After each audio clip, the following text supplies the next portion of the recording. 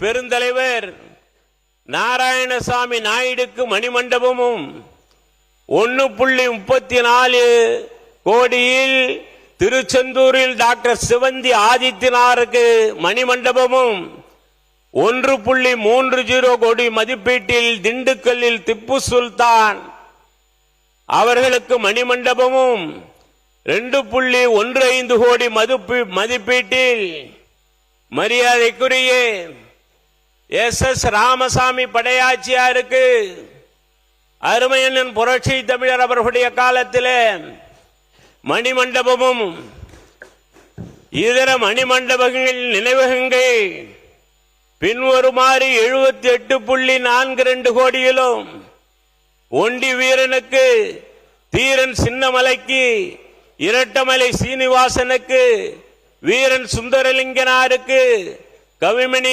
தேசிக விநாயகம் பிள்ளைக்கு சர் ஏடி பன்னீர்செல்வம் உட்பட பேரரசு பெரும்பிடுகு முத்தரையர் அதோடு மட்டுமல்லாமல் நாங்கள் அன்றாடம் போற்றி வணங்குகிற இந்த அவையிலே கருவுறுகிற ஒரு தாயின் வயிற்றிலே கரு உருவாகிற காலத்திலிருந்து படித்து பட்டம் பெற்று பணிக்கு சென்று தன்னுடைய கல்லறைக்கு செல்கிற வரை மணிக்கணக்கிலே திட்டங்களை சொல்லலாம்.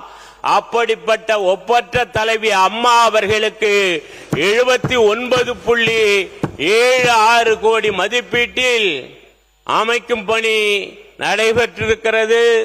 மேலும் 5.74 கோடி மதிப்பிலான கட்டிடங்கள் 11 இடங்களில் கட்டுமான பணி நடைபெற்று வருகிறது என்பதையும் இந்த அவையிலே நான் கனிவோடு தெரிவித்துக் கொள்ள கடமைப்பட்டிருக்கிறேன்.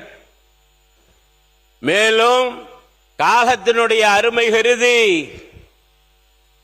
இன்னும் பல்வேறு கட்டிடங்களுடைய மூலமாக திண்டுக்கல்லில் ஆரம்பித்து சமூக நலத்துறை, நீதிமன்றத்தினுடைய கட்டிடங்கள், சட்ட பல்கலைக்கழகம் உட்பட பல்வேறு கட்டிடங்களை கட்டுகிற பணியும் நடைபெற்றிருக்கிறது என்பதை இந்த அவையில் தெரிவித்துக் கொள்ள கடமைப்பட்டிருக்கிறேன். நிகழ்ச்சியிலே சட்டமன்றத்திலே பங்கேற்றிருக்கிறேன். நெடுஞ்சாலைத்துறையை பொறுத்தவரை 21,524 கோடி ரூபாய் தோராய மதிப்பீடு என்றாலும் கூட இன்னைக்கு சரியாக 21,512 கோடி ரூபாய் என்கிற நிலைப்பாட்டை கொண்டு இந்த சாலை உட்கட்டமைப்பை பொறுத்தவரை இந்த நாட்டிலே இருக்கிற தேசிய நெடுஞ்சாலையாக இருந்தாலும் மாநில நெடுஞ்சாலையாக இருந்தாலும் நாட்டு மக்களுடைய நலனை கருத்திலே கொண்டு அவசரமாக போக்குவரத்து முறை செம்மையாக நடைமுறைப்படுத்தப்பட்டு வருகிறது என்றாலும் கூட இன்னும் இருக்கிற பணிகளை எல்லாம் சிறப்பாக இன்னும் வருகிற காலத்திலே செய்ய வேண்டும் என்கிற அன்பான வேண்டுகோளையும் வைத்து நிதிநிலை அறிக்கையிலே விளையாட்டுத் துறைக்கு 1051 கோடி ரூபாய் ஒதுக்கீடு செய்யப்பட்டிருக்கிறது.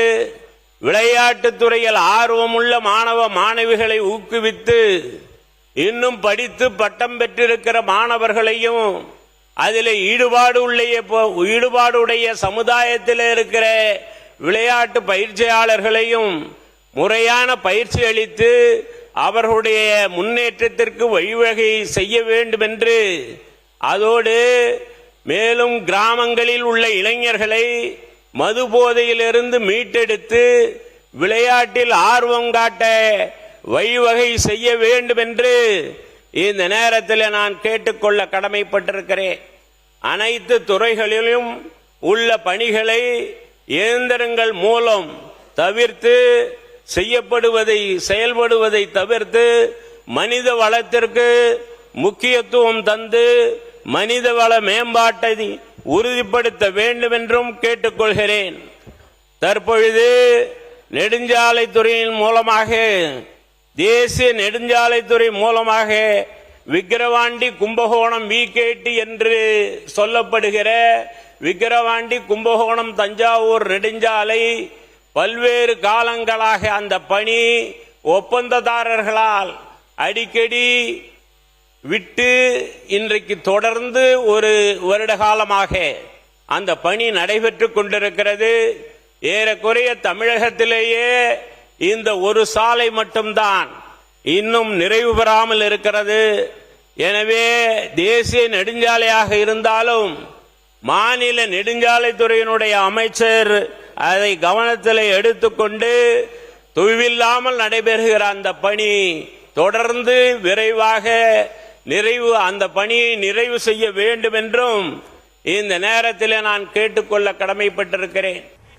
கரு உருவான காலத்திலிருந்து திட்டம் தந்த அம்மா அவர்கள் முக்கடல் சூழ்ந்திருக்கிற இந்த பாரதத்தில் இந்த இயக்கத்தை 3வது பேரியக்கமாக ஆக்கியதோடு மட்டுமல்லாமல் நாளெல்லாம் திட்டத்தை, அம்மா அவர்களுடைய திட்டத்தை, நாட்டு மக்களுக்கு தந்த திட்டத்தை நாம் பேசிக்கொண்டே இருக்கலாம். இருந்தாலும் கூட அதற்கு பின்னாலே எங்களுடைய அருமை அண்ணன் அவர்கள் பொதுச் செயலாளராக பொறுப்பேற்று, முதலமைச்சராக பொறுப்பேற்று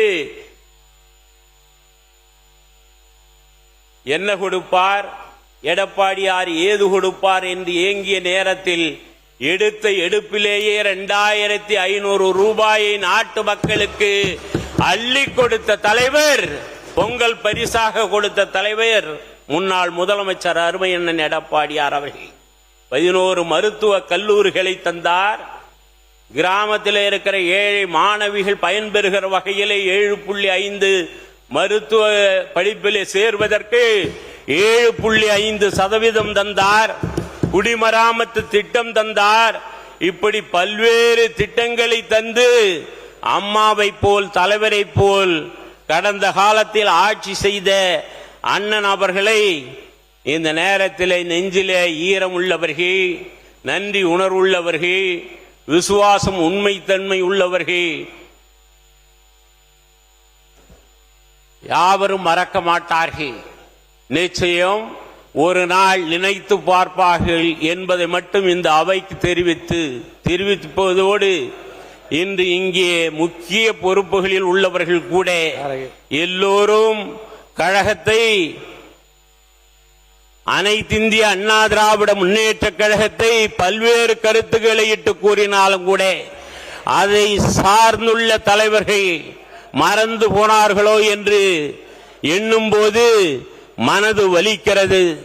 இந்த அவையில் கூட அனைத்திந்திய அண்ணா திராவிட முன்னேற்ற கழகத்தில் இழப்பவர்கள் கூட பல்வேறு எதிர்மறை கருத்துக்களை சொன்னாலும் புரட்சி தலைவர் எம்ஜிஆர் வித்திட்ட இந்த இயக்கம், அம்மா அவர்களால் பாதுகாத்த இந்த இயக்கம், புரட்சி தமிழர் அருமையண்ணன் எடப்பாடியாரால் வழி நடத்துகிற இந்த இயக்கம் எப்போது தேர்தல் வந்தாலும் மீண்டும் அனைத்திந்திய அண்ணா திராவிட முன்னேற்ற கழகம் ஆட்சிக்கு வரும் என்பதை மட்டும் இந்த நேரத்தில் நாட்டு மக்களுக்கு எடுத்து சொல்லி அவையிலே எனக்கு ஒரு வாய்ப்பினை தந்திருக்கிற அனைத்து உறுப்பினர் மக்களுக்கும், பேரவை தலைவருக்கும், எங்களுடைய அருமை அண்ணன் எடப்பாடியாருக்கும் நன்றியை தெரிவித்து இடம் சார்கிறேன். நன்றி, வணக்கம். மாண்பு உறுப்பினர் முனைவர் திருமதி தாரகை கத்பட் அவர்கள். மாண்புமிகு மனிதவளத்துறை அமைச்சர் அவர்கள். மாண்புமிகு பேரவைத் தலைவர் அவர்களே, எதிர்க்கட்சி சட்டமன்ற உறுப்பினர் ஓய்வூதியம் நிதித்துறை பற்றி கேட்டிருந்தார்கள். மனிதவள மேலாண்மை துறை பொறுத்தவரையில் அரசு நிர்வாக அமைப்பு மட்டுமே பேணி பாதுகாத்து வருகிறது. ஓய்வூதியம் நிதி என்பது நிதித்துறையை சார்ந்தது என்பதை பேரவையில் வாயிலாக தெரிவித்துக் கொள்கிறேன். விளக்கம் காலையிலே நான் சொல்லிட்டேன்.